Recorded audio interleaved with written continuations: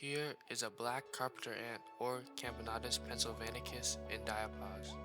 Although the ant may seem dead, it is very much alive. Here is Lasius neoniger in diapause. Because it is much smaller than Camponotus pennsylvanicus, it can still move at cold temperatures. As you can see, the queen shields the workers and broods by laying on top of them. After a few months, the ants emerge from diapause, triggered by the warm temperatures of spring. They are very hungry and need food and water. Quick energy is provided to them by honey. The workers feed the mother queen mouth to mouth in a process called trophallaxis.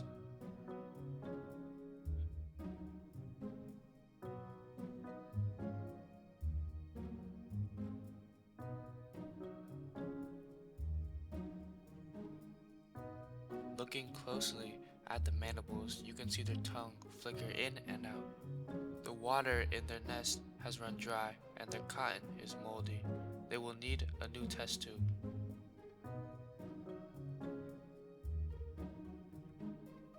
Before she can forage, this worker has to make sure she is clean.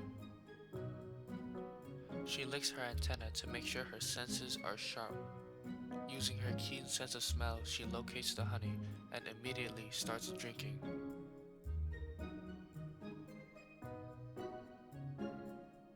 As she gorges herself, a closer look at the bottom of her mandibles will reveal a pulsating tongue slurping up the honey.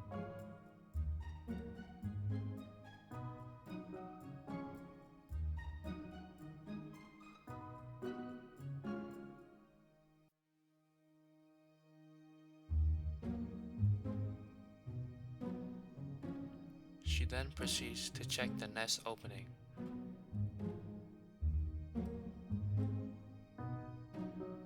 Here is a formica queen that I caught last year.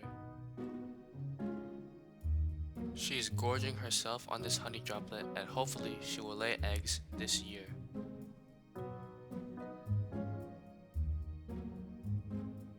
You can also see her tongue slurping up the honey.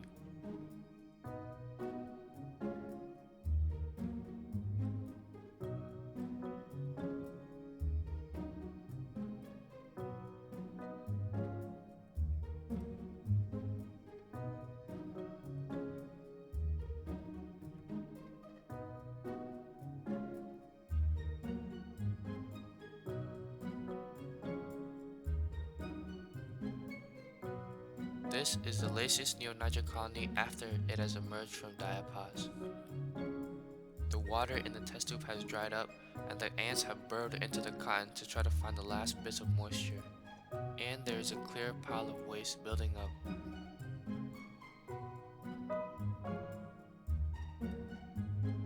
To move the Camponotus pennsylvanicus colony, I taped another test tube to the original test tube and put a piece of sweet potato to lure the colony out.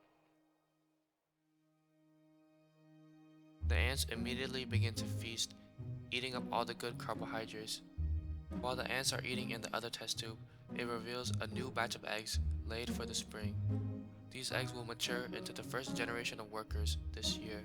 The queen, who is very thirsty, begins to drink immediately. She then rushes back to check on the eggs.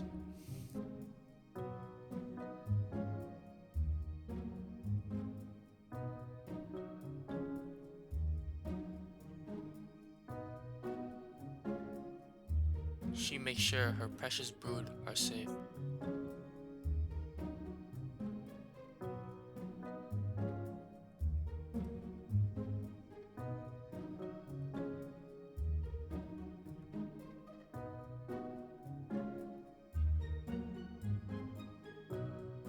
The workers continue to devour the sweet potato.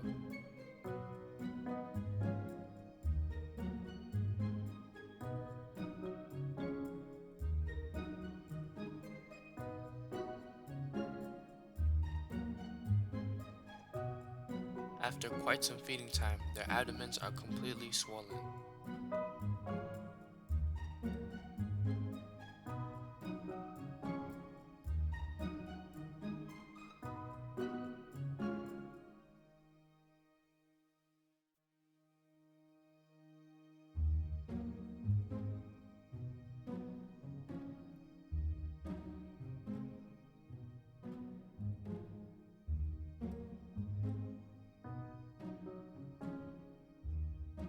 Here, the colony has been completely transferred to a new test tube. They have new cotton as well as a full water reservoir.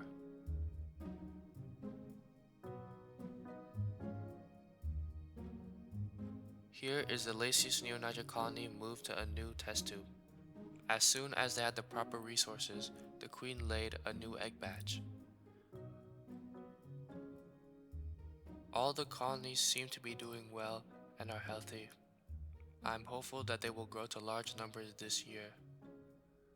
However, in one of the queens that I caught last fall, I noticed something very strange. She was not eating, and she could not lay any eggs.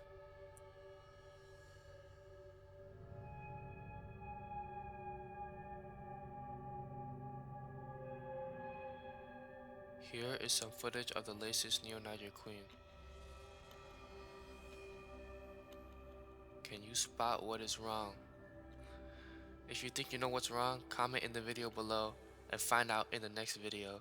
Thank you for watching and please consider subscribing.